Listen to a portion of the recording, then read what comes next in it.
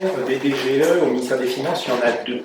Il y a la direction générale des grandes entreprises, comme la direction du budget, la direction du trésor, une direction d'administration centrale directement attachée au ministre.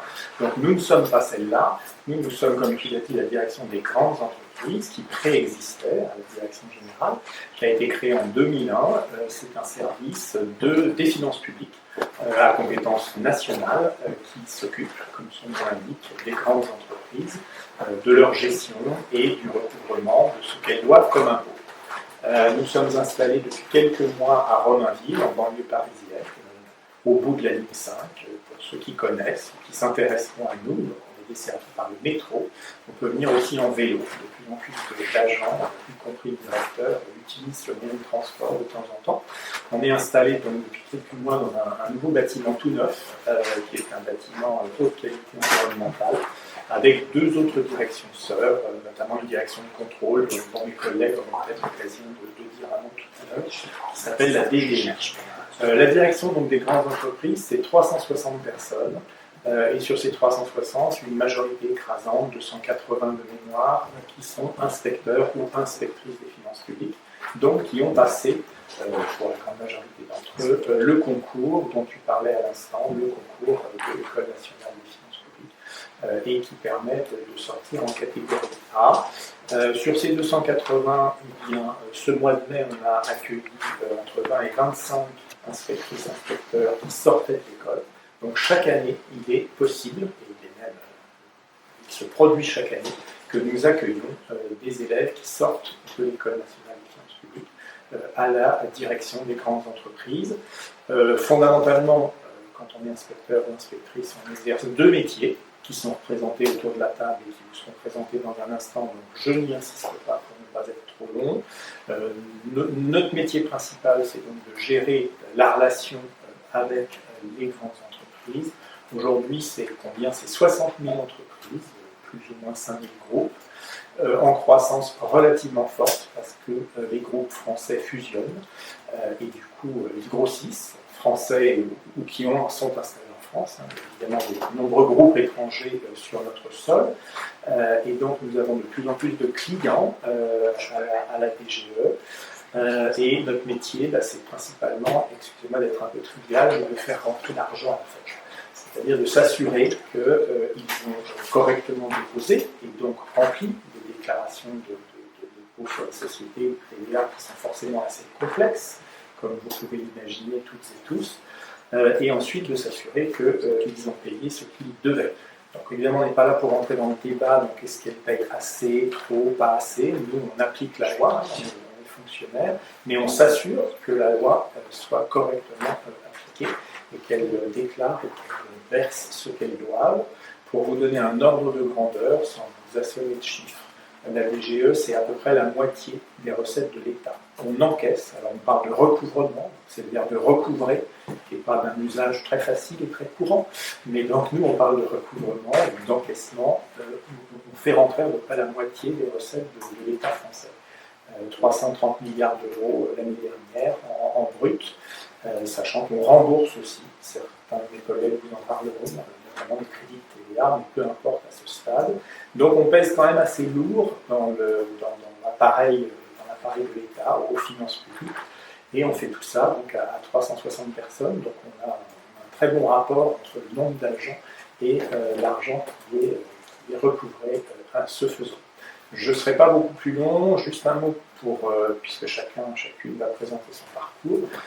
Moi je dis juste un mot, j'ai à peu près fait tout ce qui était possible de faire aux finances publiques. En tous les cas, j'ai fait de la législation fiscale, j'ai fait de la gestion fiscale, j'ai fait du contrôle fiscal, j'ai fait des métiers transverses. Vous pouvez tout à fait passer notre concours et à la sortie ou en cours de carrière, faire des ressources humaines, faire du budget, faire de l'immobilier, faire de l'informatique.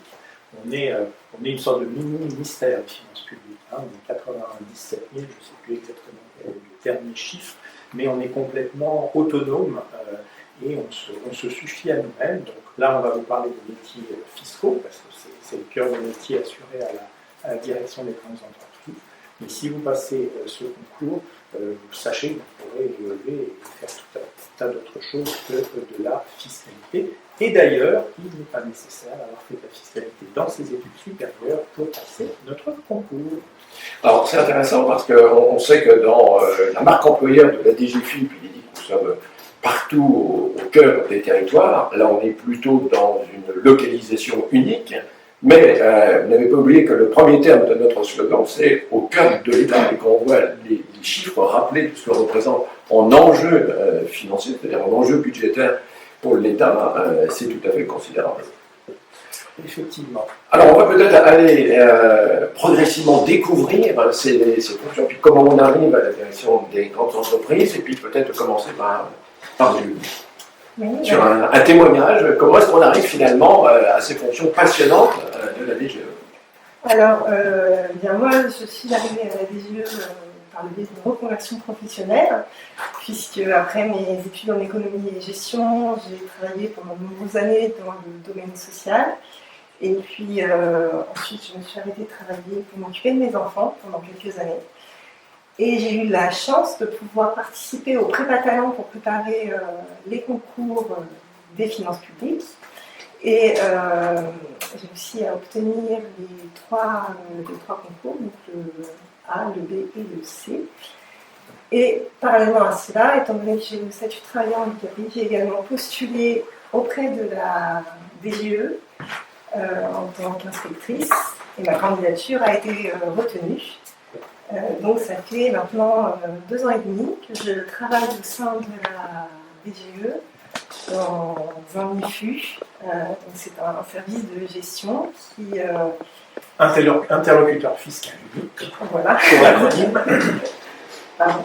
Non, c'est pas grave. Et donc mes missions, en fait je suis le point d'entrée pour les entreprises qui font partie de mon portefeuille.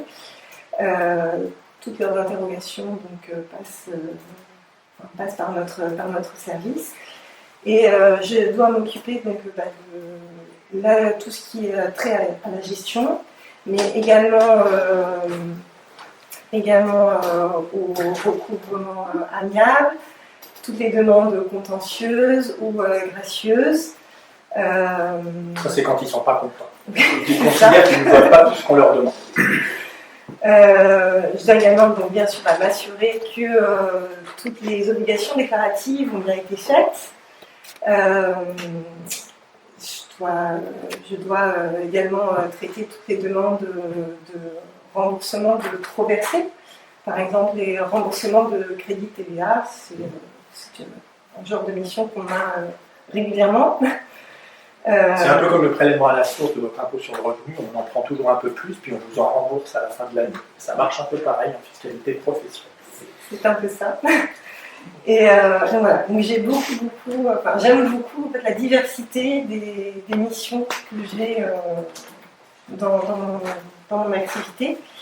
Je gère, en ce qui me concerne, des sociétés qui sont plutôt dans les médias, le transport et un petit peu le traitement des déchets. Et donc on travaille en équipe. C'est très... voilà, il y a plutôt une bonne ambiance, les collègues sont voilà, très, très à l'écoute. Et voilà. On va demander aux autres collègues, hein, vous êtes venus en force, hein, on est un petit peu nombreux sur le plateau et c'est très bien ainsi. Juste une question, quand on a tout ce portefeuille d'entreprises sur un secteur d'activité, on ne va pas rentrer dans le détail, mais ça fait combien finalement d'entreprises en tant qu'interlocuteur fiscal unique, ça fait combien? Ça fait 1 000, 3 000 entreprises ou moins, parce que c'est un volume considérable. Alors, c'est assez variable, mais je pense qu'on est aux alentours de 400 entreprises à peu près. En fait, on a un modèle très sophistiqué qui permet d'essayer d'équilibrer les charges. C'est-à-dire qu'il y a certains groupes qui sont composés de peu de sociétés et qui ne donnent pas forcément autant de travail, mais qui ont des sujets très compliqués. Et à l'inverse, il y a des groupes qui ont une multitude de sociétés, des sociétés modulaires, peu importe. Et là, du coup, on essaie d'équilibrer. Donc, la moyenne n'a pas grand sens, mais c'est l'ordre de grandeur qui vient d'être indiqué. Donc, on a de l'adaptabilité au sein de la DGE en fonction du portefeuille des entreprises. Ah, on a déjà des questions de ceux et celles qui nous suivent. Eh bien, bonjour à tous. Donc, on a déjà une petite question justement par rapport à ce métier particulier. Est-ce que c'est vous qui avez choisi vos secteurs? Parce que là, on a vu, c'est quand même des secteurs assez variés. Il y a sûrement des particularités. Comment ça se passe? Est-ce qu'il y a des formations particulières par rapport à ces différents secteurs? Parce que je pense que entre les déchets et plus les médias, c'est pas tout à fait la même chose. Alors, au sein de la DGE, lorsqu'on arrive, on a la chance d'avoir un programme de formation qui est très développé, puisqu'on est formé sur une période de 2 ans, ce qui nous permet notamment de pouvoir être à l'aise par rapport à tout ce qui concerne la gestion des intégrations fiscales, c'est un petit peu complexe. En revanche, ces formations ne sont pas spécifiques à des domaines particuliers de secteur d'activité. Et à côté de ça, à la direction des grandes entreprises, il y a eu également un gros effort de fait pour la rédaction de tous les process, de toutes les procédures, etc. Ce qui nous permet également de pouvoir s'y référer. Et d'autre part, comme notre direction, on est tous sur le même lieu, on peut facilement questionner par exemple les divisions, par exemple la division des affaires juridiques, si on a une difficulté par rapport à un point législatif, ou alors la direction de gestion pour des questions de gestion qui seraient très pointues, où on n'aurait pas réussi à trouver ce qu'il faut faire par nos propres moyens. C'est une direction où on peut facilement échanger avec les collègues et on a facilement accès à l'information. J'ajouterais pour répondre à la question qu'on ne laisse pas chacun choisir son secteur d'activité. Je ne voudrais pas que notre auditeur... En revanche, on essaye de placer les nouveaux arrivants dans les équipes de manière à répartir, parce qu'on fait du tutorat, on fait de l'accompagnement beaucoup, et donc évidemment on met pas tous les jeunes dans une équipe en partant de zéro, parce que sinon ça ne fonctionnerait pas très bien. Et en revanche, pour s'acclimater aux spécificités des médias ou des déchets, les gestionnaires, les personnes qui m'entourent, vont entrer en contact avec un groupe quand elles commencent à s'occuper de ce groupe, avec la direction financière ou fiscale de ce groupe, qui va nous expliquer les spécificités de leur métier. Donc ça, on échange avec les entreprises, soit ils viennent nous voir à Montpellier, soit on va à leur siège quand ils sont en Île-de-France, et parfois on va plus loin qu'en Île-de-France, on vous dira peut-être tout ça. Donc avec la direction des grandes entreprises, c'est le coût de l'économie française vu du monde des entreprises, réparti dans chacune des inspections. Alors je vais me tourner vers Jérémy, peut-être pour poursuivre un petit peu cette histoire et le vécu de chacun au sein de cette direction. Très merci. Alors, donc moi j'ai un parcours un petit peu différent de celui de Mélodie, puisque je suis ce qu'on appelle un pur externe. Donc je suis arrivé du monde des entreprises privées, où j'ai travaillé dans un premier temps au début de ma carrière. J'ai fait des études d'économie et de sociologie que j'ai pu compléter aussi avec un petit peu de droit administratif, ce qui m'a donné une première porte d'entrée vers les finances publiques. Et ensuite, je dirais que mon arrivée à la DGE a été structurée autour de 3 points. La première, qui est peut-être la moins agréable, c'est que mon entreprise a cessé. Donc je me retrouvais sans emploi. Et ensuite, j'ai eu la chance d'avoir, dans un premier temps, une amie qui travaillait aux finances publiques, une très bonne amie qui m'a dit « Pourquoi tu n'essaierais pas de rentrer aux finances publiques, sachant qu'avec ton bagage, je pense que tu aurais des capacités de réussir le concours ». Il se trouvait que c'était une bonne idée, finalement, et que je me suis retrouvé à l'IPAC de Nanterre pour préparer donc, les concours des finances publiques.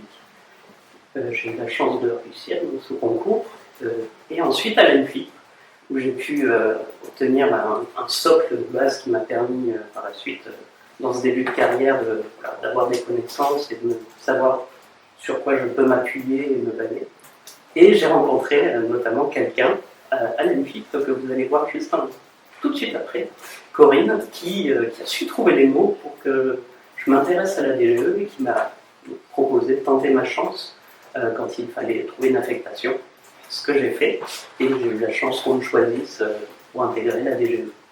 C'est passionnant parce que ça veut dire que vous soyez au cours de vos études, à la fin de vos études, ou dans l'interrogation du parcours professionnel, et on le voit pour en témoigner en qualité de directeur de l'École nationale des finances publiques, de plus en plus nous accueillons des jeunes et des moins jeunes en reconversion professionnelle, qui ont eu une première expérience, une seconde expérience. Alors il y a la vie des entreprises qui peut conduire évidemment à réarbitrer, mais il y a également des choix personnels qui conduisent à venir vers les finances publiques. Et alors on y a trouvé du bonheur au sein de cette direction? Beaucoup de bonheur. En Mélodie, il y a déjà dit pas mal de choses, elle a été assez complète, comme toujours. Et si je peux compléter, effectivement, nous avons ce cycle de formation interne à la DGE qui dure 2 ans, qu'on suit encore aujourd'hui, puisque je suis arrivé fin 2024 à la DGE, et encore hier, j'étais en formation, qui nous permet effectivement d'acquérir la matière fiscale plus détaillée pour tout ce qui est intégration fiscale, remboursement de crédit, etc.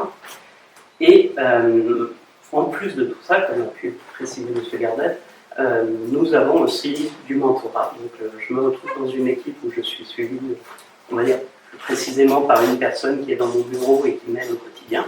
Mais je sais, puisque ça reste un travail d'équipe, donc, tout à l'heure je le dis effectivement par les diffus d'interlocuteur fiscal unique, c'est donc le nom qu'on a pour une équipe finalement chez nous de 15 personnes, 14-15 personnes. Et je sais que je peux compter sur tous les membres de cette équipe pour me répondre sur des sujets très spécifiques, parce que certains sont plus compétents sur certaines matières fiscales, sur l'imposition sur les sociétés, sur les impôts locaux, avec lesquels on peut avoir des petits échanges puisqu'on procède au recouvrement des impôts locaux, par exemple. Et tout ça permet d'être dans de très bonnes conditions de vie et de conditions de travail, et d'être suivi et de ne pas se sentir laissé un petit peu sur le bord du chemin. Bien sûr. Alors, à nouveau, une question venant du réseau, oui.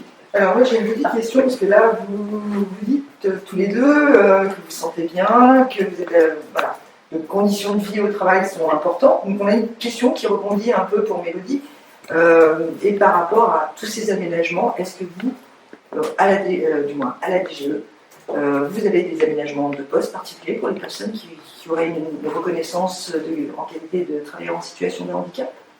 Alors, en ce qui me concerne, oui, j'ai un aménagement d'horaire par rapport à ma situation de handicap, puisque je travaille à 80%. Et puis, à côté de ça, je bénéficie de télétravail, mais comme n'importe qui travaillant à la DGE, après un certain laps de temps, peut le demander. Donc voilà. Donc oui, il y a des aménagements qui peuvent être possibles. Après, c'est en fonction du handicap de chacun. Ce qui me concerne, c'est juste un aménagement en termes de temps. Merci Mélodie, merci à tous. Donc je pense que ça va rassurer nos internautes qui se posent la question déjà en termes de conditions. Quand on rentre, est-ce qu'on a des systèmes d'aménagement? Donc c'est possible, tout va bien. Merci. Ce que je voudrais ajouter au-delà de l'expérience évidemment toujours intéressante, un témoignage personnel, c'est de dire que l'organisation dans laquelle nous sommes, la Direction générale des finances publiques, au sein plus largement du ministère d'ailleurs, est un ministère particulièrement inclusif. Il conduit une politique extrêmement dynamique en faveur de la diversité et de la place des travailleurs handicapés dans l'organisation professionnelle. Et si vous nous suivez, bien d'ici à quelque temps, je crois que nous aurons même en direct ici sur la chaîne YouTube pour parler justement des travailleurs handicapés, de la place du handicap dans l'exercice des missions qui nous sont confiées. Alors, on disait qu'on avait une bonne amie, j'ai cru entendre tout à l'heure du côté de Mavoisie que c'est elle, finalement, qui a conduit Jérémy à venir à la direction des grandes entreprises. Oui, apparemment, oui. Donc, oui, je me présente, donc je suis Corinne, je suis arrivée à la DGE en 2018. Par voie de concours interne. Donc, j'arrive d'un autre ministère, qui est le ministère de l'Intérieur. Donc, j'ai passé mon concours interne en tant que B. Et je suis arrivée en tant que contrôleur en IFU, donc gestion interlocuteur fiscal unique, comme mes deux collègues Mélodie et Jérémy. Ensuite, au bout de 3-4 ans, j'ai fait 1 an de budget. Donc j'ai pu changer éventuellement de métier pendant ce petit laps de temps. Donc j'ai fait 1 an de budget.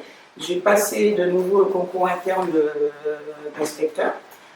Et j'ai intégré l'ENFIP en 2023, si je ne dis pas de bêtises, Jérémy. Et je suis retournée à la DGE en 2024. Voilà. Donc une fidélité à cette direction. Oui. Alors pourquoi je suis retournée à la DGE? J'ai redemandé à la DGE pourquoi. Une bonne condition de travail. Nous avons aussi le télétravail. Il y a l'entraide entre les collègues. Nous avons aussi une autre formation à part l'ENFIP, qu'on va dire qui est très théorique. Et vous avez une formation propre à votre métier. C'est très très très intéressant. Alors je ne vais pas revenir sur ce que je fais en IFU, comme les collègues vous ont déjà un peu dit, ils ont fait un peu le tour. Qu'est-ce qu'on pourrait rajouter en IFU Votre secteur d'activité. Alors mon secteur d'activité qui est, moi je gère on va dire particulièrement un gros groupe, c'est plus dans le luxe. Et je gère un très gros groupe français. J'en gère pas autant que les collègues parce que ce gros groupe génère beaucoup de petites sociétés, donc ça fait énormément de travail. Par contre, il y a de bonnes relations avec les entreprises. On peut les voir physiquement une fois par an à peu près. Ils peuvent venir à la DGE. On peut aussi aller les voir à leur bureau. Qu'est-ce que je peux rajouter? Les missions sont très variées, donc vous pouvez venir et demander la DGE. Voilà, alors on voit qu'il y a un parcours intéressant entre une école dont j'ai la responsabilité, qui assume un tronc commun de matières qui vont correspondre peu ou prou à la généralité des missions pendant 8 mois. Si vous réussissez le concours, d'abord, lorsque vous entrez, vous êtes payé, puisque toute cette formation technique à vocation spécialisée est une formation durant laquelle vous devenez cadre stagiaire, et à l'issue de laquelle, après une formation pratique probatoire, vous êtes affecté sur des vœux, par exemple la direction des grandes entreprises, tel qu'on vient de le présenter, et ensuite, effectivement, des parcours complémentaires beaucoup plus spécialisés, correspondant là où vous arriverez sur les spécificités d'une réglementation, c'était dit tout à l'heure, qui reste tout de même une réglementation extrêmement appliquée, spécifique, appliquée à des secteurs, très proche évidemment de la législation fiscale, de sa réglementation, j'imagine aussi de son interprétation contentieuse. J'imagine qu'on est assez proche aussi de l'activité des tribunaux, qu'il s'agisse de ceux dans l'enceinte française, voire même au niveau européen. Je pense qu'il y a beaucoup d'éléments par rapport à ça. Donc, ne soyez pas effrayés dans votre réflexion et votre parcours actuel, de vous dire ça paraît trop compliqué pour que j'y aille. Je pense que, et ça se ressent dans vos témoignages, à tous les trois pour l'instant, c'est la passion que vous avez trouvée au sein de cette direction. Et avec une solidarité entre les équipes, peut-être des niveaux de technicité que tout le monde n'a pas du premier coup, puis finalement on va les chercher près de ses collègues. Et c'est vrai que quand on arrive, l'équipe dans laquelle on est intégré est vraiment là pour nous former, pour nous aider. On n'est jamais totalement seul dans nos activités, même si chacun s'organise dans son portefeuille et dans ses missions de façon autonome. Si jamais on se retrouve face à une difficulté, à la DGE, on n'est jamais seul.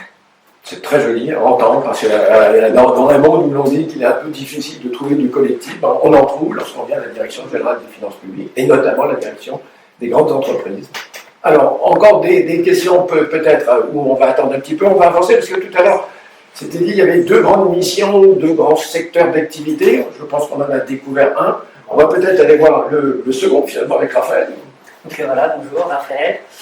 Je suis arrivé à la DGE en mai, dans le cadre du stage à l'issue de la formation, puis j'ai été titularisé à la DGE en septembre.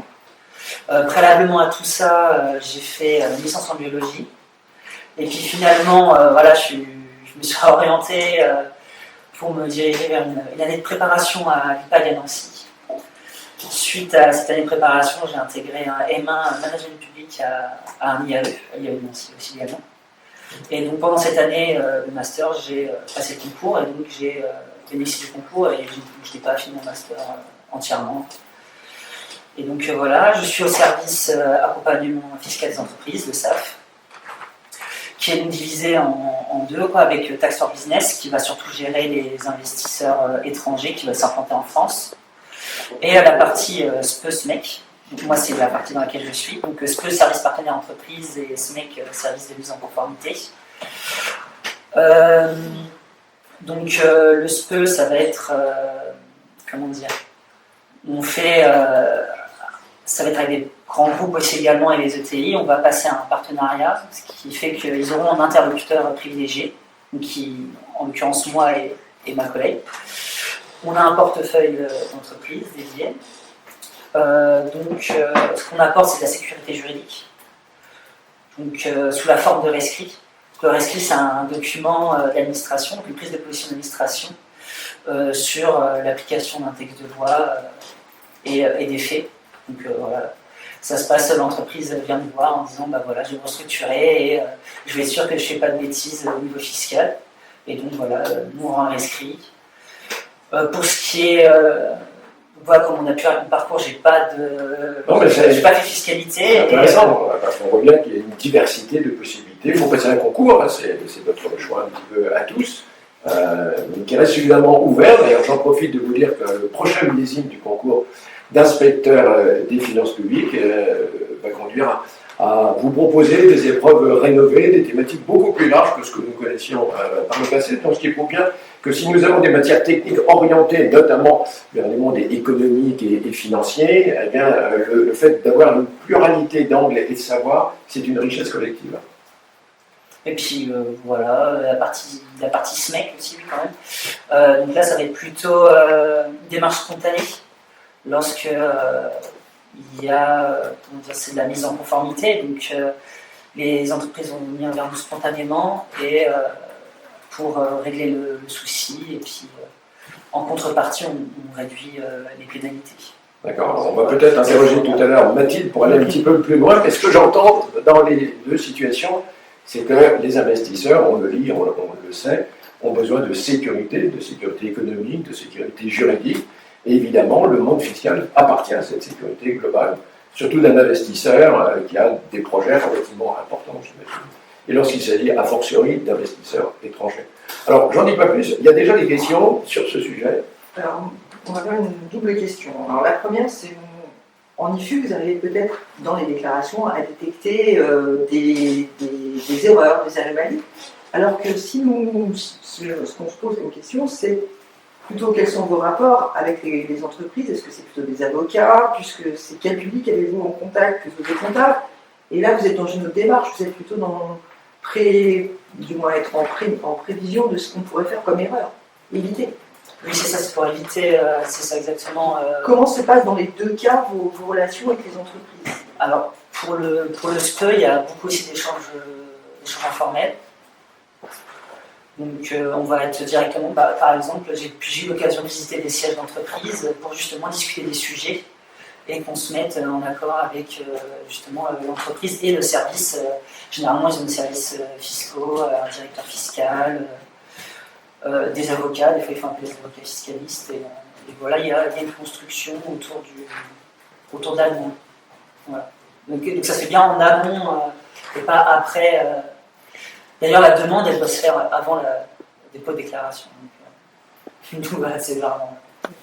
C'est la sécurité juridique. Confère un autre livre que nous avions conduit il y a quelque temps, que vous retrouverez évidemment sur notre chaîne, que nous avions partagé avec la direction de la législation fiscale, parce que j'imagine que ce qu'on interprète, c'est le corpus juridique complet à travers ce qu'on a dans le Code général des impôts, mais ce qu'on a aussi dans la réglementation en général de son interprétation.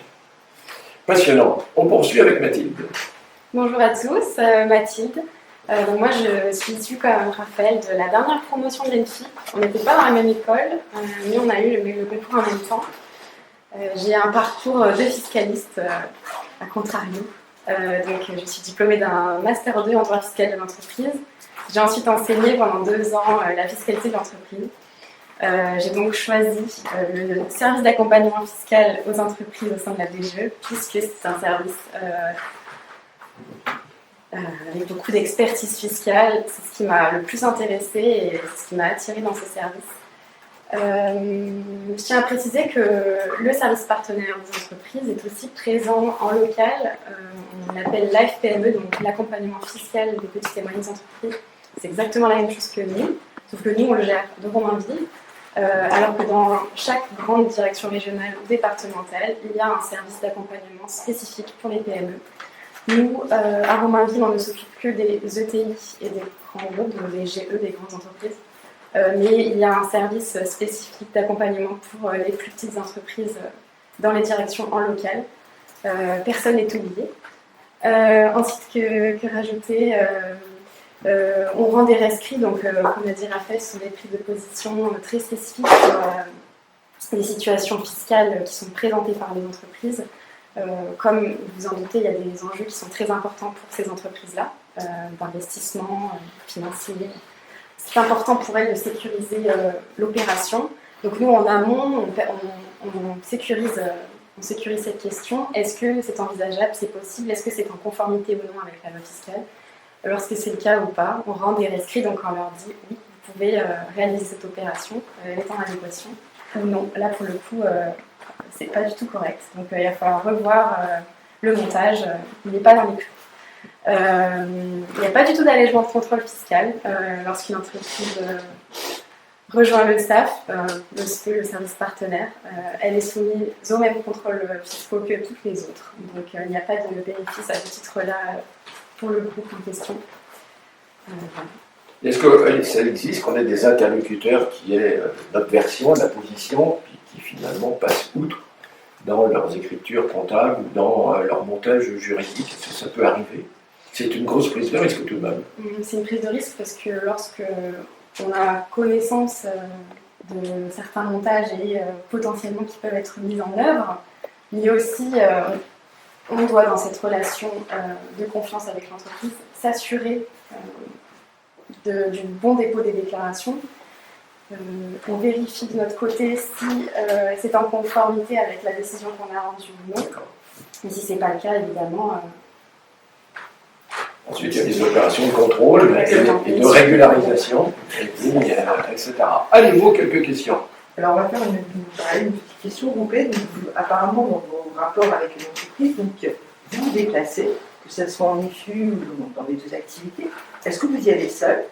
Est-ce que c'est pas difficile? Parce que quand on se retrouve face à un avocat, le dirigeant, les juristes, les comptables, etc., est-ce que ça vous plaît? Comment ça se passe? Est-ce que vous êtes à l'aise? Vous n'avez pas de stress? Ou voilà, dites-nous un peu. Alors, pour moi, personnellement, en IFU, non. Je me suis déplacée avec mon chef d'IFU et je travaille dans un bureau avec 3 collègues. Donc, éventuellement, nous avons un périmètre. Je gère un groupe d'intégration, on va dire, fiscale. Par contre, quand je suis absente, mes collègues ils sont ramenés à répondre aux différentes questions. Donc, on s'est tous déplacés. On a un directeur financier, pas d'avocat, il me semble, des DAF plutôt, mais je trouve que c'est un échange et au moins la société a une personne physique en face tout le temps d'envoyer un mail, ils ne savent pas qui parle. Là, au moins, on a quelqu'un en face. C'est un très bon échange. Ils veulent nous rencontrer. Le plus souvent, ce sont des sociétés qui demandent à nous voir. Côté ça. Alors nous, on est aussi amenés à se déplacer au sein des groupes pour rencontrer l'interlocuteur, puisqu'on a face à nous un interlocuteur, comme eux, ils ont face à eux un référent du SAF. Nous, on a face à nous un interlocuteur du groupe. Donc on est amenés à se déplacer pour qu'ils nous fassent part de leurs questions, comme tu le disais Raphaël, pour qu'ils détaillent un peu plus, qu'on puisse poser les questions qui se rapportent à l'opération dont ils veulent nous faire part. Moi, lorsque je me suis déplacée, pour l'instant, je n'étais pas seule. Sinon, on est en phase de tutorat, vu qu'on vient de commencer nos fonctions. Il y a une phase dans le SAF, on a des phases de tutorat. Justement, on est accompagné par un inspecteur chevronné pour justement éviter de se retrouver face à des services fiscaux chevronnés et de un peu se retrouver en difficulté. Il vous faut en gros quelques années pour être à l'aise par rapport à ces sujets qui sont techniques, mais vous n'êtes pas seul. Non, exactement. Merci. Alors, d'une part, on ne prend pas position à l'oral, c'est-à-dire qu'on écoute leurs problématiques et on analysera du bureau. On ne leur répond pas sur le siège, oui, bien sûr, vous pouvez faire ça, ça dépend. Et surtout, dans les deux métiers, en interlocuteur fiscal unique, en équipe d'IFU ou dans la relation de confiance, en fait, les entreprises ont besoin de nous. Donc la relation est fondamentalement pacifiée parce qu'on n'est pas en contrôle et on est là pour les aider. Dans tous les cas, ils cherchent à obtenir cette fameuse sécurité juridique dont plusieurs ont parlé. Donc généralement, ça se passe plutôt bien. Et puis quand ça se passe moins bien, eh bien leur chef ou moi-même sommes là pour rappeler à l'ordre les directions financières ou fiscales ou les avocats qui lèveraient un peu trop la voix, ce qui est évidemment totalement déplacé. Ah, vous voyez que ça offre un visage qui n'est pas celle parfois de ce qu'on entend. L'administration des finances publiques, c'est le contrôle, c'est la sanction, c'est la pénalisation. Ici, c'est tout un autre visage. C'est celui de la relation de confiance et d'écoute, la compréhension, et puis de la sécurité juridique, évidemment. C'est important. J'en prends témoignage d'ailleurs au niveau de l'École nationale des finances publiques. Alors, vous êtes sur des scolarités qui se sont achevées il y a quelque temps, ou très récemment. La prochaine, c'est-à-dire celles et ceux des inspectrices, inspecteurs stagiaires qui sont arrivés là au 1er septembre dans nos établissements, vont cette année avoir dans leur cursus obligatoire de formation une semaine qui va être dédiée au monde de l'entreprise, où il va être développée la relation de l'administration des finances publiques avec le monde économique. C'est quoi, avec qui, dans quelles conditions, avec des témoignages d'experts, peut-être même la direction des grandes entreprises va-t-elle être sollicitée, mais il faudra que nous en reparlions, Alexandre. Bref, une semaine pour vous dire que depuis la base, même de la formation initiale, je pense qu'il y a une demande qui nous est adressée par nos autorités ministérielles, par la directrice générale, pour faire évoluer aussi le format de l'enseignement, qui ne soit pas simplement le monde des sachants qui enseignent, mais également un monde ouvert avec les acteurs économiques qui ont de l'importance par rapport à nous, et donc peut-être on a encore des éléments de compréhension, faire tomber certaines barrières, certaines idées reçues de part et d'autre sur ce qu'est l'administration. Il y a un point qu'on n'a pas évoqué, j'imagine que dans toutes les tâches que vous exercez, vous avez des applications métiers spécifiques à la direction des grandes entreprises. Quand par exemple on dit un rescrit, qu'on accorde de la confiance, on s'est stocké quelque part. Alors il y a une plateforme qui existe au niveau national qui répertorie tous les rescrits qui sont rendus, mais pas uniquement par notre service, mais aussi par le service d'administration centrale, donc à Bercy. Et nous, on est tenu de l'alimenter avec les rescrits que l'on rédige également. Mais on a aussi des applications internes au service qui ont été développées par des collègues, d'ailleurs. Et cette application, elle permet de répertorier toutes les questions qui nous sont posées par les groupes, et on peut l'alimenter aussi avec les réponses données. Après, au sein de la DGE, il y a évidemment d'autres applications. Ouais, dans la vraie vie, quand on commence sa journée de travail, on ouvre combien d'applications? C'est une vingtaine d'applications? Nous, on a une. On ouvre principalement une application qui en fait reprend la liste de toutes les missions qu'on a en cours, qui permet grosso modo de faire du pilotage de notre activité personnelle. Ensuite, bien évidemment, on ouvre notre boîte mail pour voir s'il y a des urgences qui sont tombées dans la nuit. Parce que des liens qui sont tombés, ça c'est sûr. Voilà, la boîte mail, on a la boîte mail sécurisée, on a la boîte mail du service et la boîte mail personnelle. Voilà, et puis après, on ouvre toutes les applications qui nous permettent de mener à bien nos missions, donc les applications de gestion, les applications de stockage, des documents qui nous sont transmis par les sociétés, des documents qu'on rédige également de notre côté en gestion. Et je voulais ajouter, parce que peut-être qu'on a omis de le dire, en IFU, on a également pour mission de faire la mise en recouvrement de tous les contrôles fiscaux qui sont réalisés pour les sociétés de groupe que l'on gère. Et ça représente aussi une activité qui demande une certaine expertise. Puisqu'on a à la fois, effectivement, j'imagine, un besoin de sécurité juridique, mais également d'aller jusqu'au bout des procédures, et lorsque... et des délais très contraints. Dans des délais contraints, et par rapport à d'autres réglementations qui sont celles du recouvrement, de la finance publique. Voilà, et donc du coup en IFU, c'est notamment quand on fait ces mises en recouvrement, on peut être un peu plus en lien avec les avocats des sociétés, par exemple. Voilà, mais généralement les relations sont très apaisées. Et alors, le monde économique étant ce qu'il est, il y a des créations d'entreprises, il y a des rapprochements, il y a des fusions, il y a des organisations. J'imagine qu'hélas, il y a aussi dans les groupes que vous gérez, dans les sociétés qui sont dans ces groupes des procédures collectives, peut-être même jusqu'à des liquidations judiciaires. Ça remonte jusqu'à votre portefeuille. Oui. Tout à Nous faisons des procédures collectives en lien avec les services recouvrement, un service recouvrement à la DGE. D'accord, donc c'est un autre département sur des activités très, très spécifiques et d'autres réglementations. Et ça arrive dès la sauvegarde jusqu'à l'activation. Effectivement, ce sont des actions très spécifiques, très contraintes dans le temps, qui nécessitent qu'on sauvegarde certaines données, qu'on communique aussi des informations à la personne en charge quand il y a liquidation judiciaire, donc le liquidateur, qu'on lui fasse part des créances qui sont encore à la DGE, qui sont disponibles, et tout ça dans un délai assez court.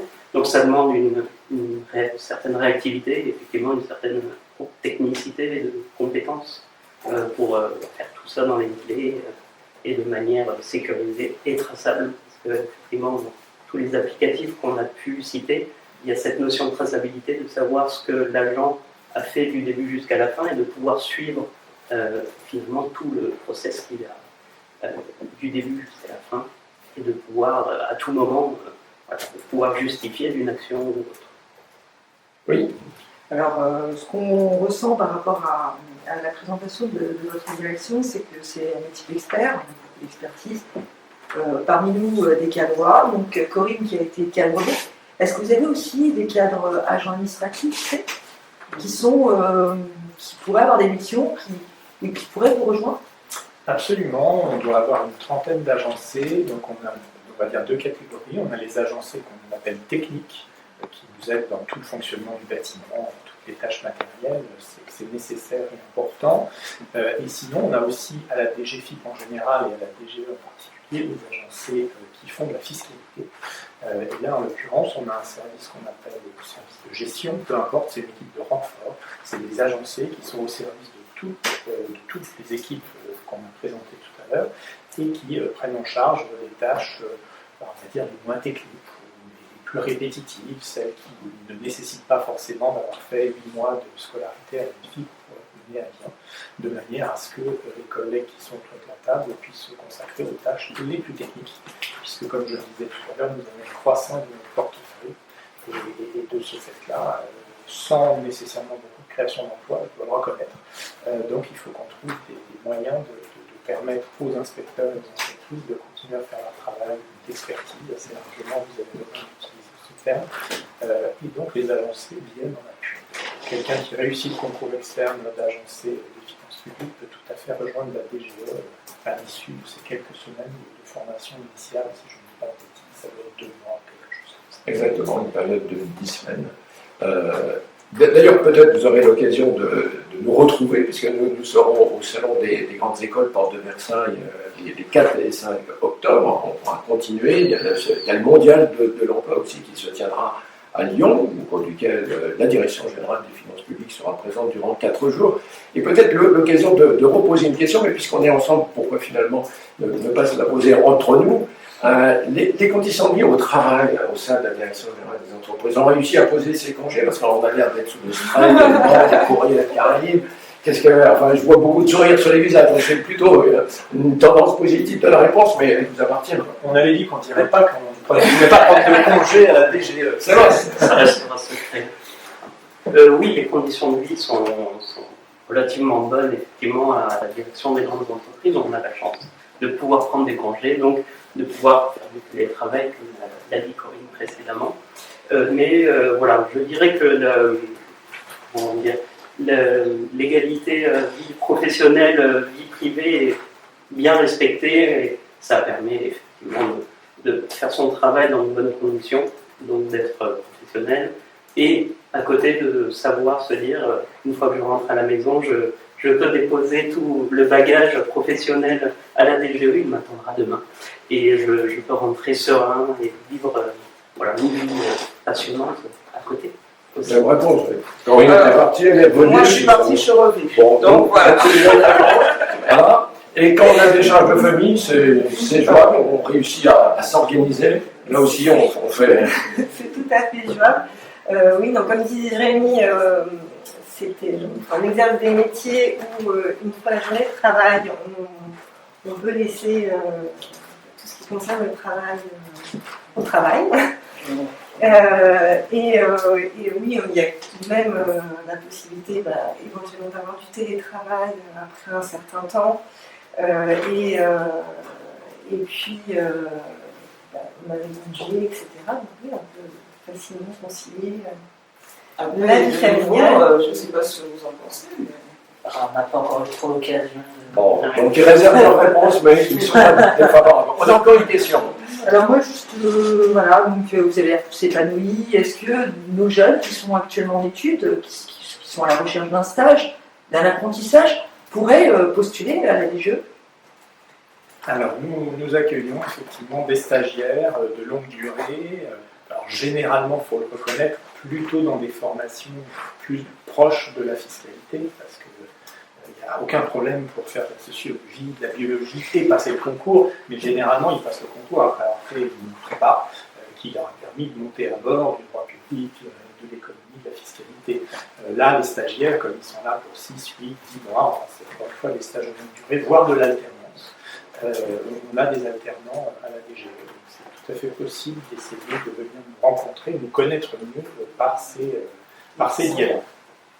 Alors c'est important, le concours, bien évidemment, ce sont dans ces temps-ci des milliers d'offres qui sont présentées au concours externe, à la fois dans les catégories A et B, voire agent C. Il faut faire mention aussi qu'à la Direction générale des finances publiques en 2024, nous avons connu plus de 3500 contractuels qui nous ont rejoints. Et effectivement, comme à la DGE, nous sommes rejoints par des centaines de jeunes qui, dans le cadre de leur parcours d'apprentissage, d'alternance, nous rejoignent. Occasion ici de remercier celles et ceux qui sont derrière les caméras, que vous ne voyez pas, mais qui eux-mêmes bénéficient actuellement de ces contrats d'alternance. C'est une vraie richesse pour notre organisation. Donc là aussi, si vous vous interrogez vous-même par rapport à votre parcours actuel, c'est intéressant de venir au sein des organisations pour voir comment elles fonctionnent, s'apprivoiser le monde du travail, et puis peut-être y trouver un élément de passion. Oui, Corinne. Je voudrais juste rajouter aussi que la DGE accueille des lycéens. Ah, on accueille effectivement des lycéens, notamment le nouveau stage de seconde qui dure une semaine ou 15 jours 2 semaines, je crois. 15 jours, c'est ça. Et pour la petite histoire, lorsqu'on a accueilli des élèves juste avant l'été, on leur a fait faire un petit tour du bâtiment, ils sont passés devant mon bureau est un peu décoré, donc ils ont voulu jeter un œil, donc je les ai fait rentrer dans mon bureau, et il y a une lycéenne qui m'a dit ah bah ça a l'air cool comme métier, comment on devient directeur de la DGE? Donc je lui ai dit c'est tout à fait possible, mais il faut d'abord rentrer par le concours de l'ENFI et puis monter les étages, on n'est pas tout de suite chef. À la place du chef. Moi, un élément que j'aimerais dire en conclusion qu'on n'a pas eu l'occasion d'aborder, c'est un peu l'avenir, ou en tous les cas les perspectives. Pour celles et ceux d'entre vous qui êtes en train de préparer le concours, qui vous posaient la question, mais qui avaient peut-être déjà commencé à travailler ces matières, les matières du concours, devant nous, les grands enjeux des 1-2 prochaines années, c'est la facturation électronique, comme pour l'ensemble de la DGFiP, mais particulièrement sur les groupes dont on a la charge, et puis c'est l'imposition minimale des entreprises. Ça parlera à celles et ceux qui ont déjà fait la révision, qui va bien et qui ont fait la fiche, et puis les autres, vous irez voir ce que c'est que l'imposition minimale des entreprises. En tous les cas, tous les groupes qui en France devront s'acquitter de cette imposition minimale seront gérés à la DGE par les interlocuteurs fiscaux uniques, donc les équipes, dont 3 de mes collègues vous ont présenté aujourd'hui leur mission et leur métier. Avec passion. Voilà.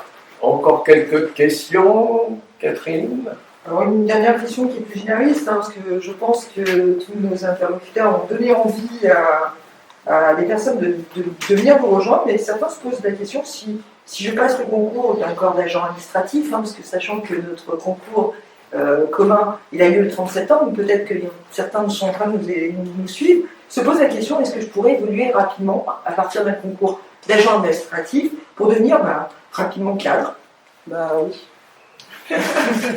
Merci. Oui, il y a deux moyens en fait. C'est soit vous avez l'ancienneté, vous attendez de pouvoir passer le concours interne, et là généralement c'est 3, 4, 5 ans, ça dépend un peu de C en B, de B en A, soit vous passez le concours externe, alors même que vous venez juste de rentrer comme agent de catégorie C. Et on a très fréquemment, parce que les agents qui réussissent notre concours de catégorie C sont très fréquemment très diplômés, au minimum des licences et de plus en plus fréquemment des masters. Et du coup, très souvent, effectivement, ils passent le concours externe dans la CV de la scolarité, de la formation et à côté de leur premier poste. Et du coup, ils reviennent à l'École nationale de finances publiques pour une scolarité de 8 mois cette fois-ci, et donc ils peuvent évoluer assez vite. Pour ce qui est des grades supérieurs, on n'en a pas parlé, parce qu'on ne voulait pas embêter nos auditeurs avec ces choses-là, mais en gros, quand on est inspectrice ou inspecteur, on peut s'intéresser à la suite 5 ans après être sorti de l'école, si on ne dit pas de bêtises. Eh bien, merci pour toutes ces précisions et puis pour cet enthousiasme, Corinne, qui va sûrement convaincre notre internaute. Merci. Et puisque nous sommes sur cette période utile, et nous terminerons sur ces mots, voilà, continuez à réfléchir sur votre parcours professionnel, sur votre diversification. Peut-être que vous êtes déjà en ministère, ici on est au ministère de l'Intérieur, voilà. C'est également une autre possibilité d'être détaché, de venir travailler, voilà, pour un moment de temps déterminé. Peut-être dans ces circonstances, de passer un concours ou de rejoindre une des autres voies qu'on a pu commenter avec vous. Voilà, c'était ce premier live en direct au titre de ce mois de septembre. Nous en aurons d'autres dans ces prochaines semaines. Et notamment, je me permets d'évoquer le live qui nous permettra d'évoquer directement avec notre directrice générale, Amélie Berthier, les grands défis de cette maison de la Direction générale des finances publiques et ainsi de compléter notre cheminement. Il en restera sur un certain nombre de thématiques que nous développerons encore au cours de la période suivante, avant sans doute de revenir plus dans le détail sur certains types d'épreuves. Je suis admissible à tel concours, qu'est-ce que je dois préparer, comment vont se dérouler les épreuves orales de tel ou tel concours. On l'a dit, il y a des évolutions dans ces concours, nous les modernisons. Eh bien, je crois qu'on aura plaisir aussi de vous les présenter. Merci à toutes et tous, à très prochainement. Au revoir. Au revoir.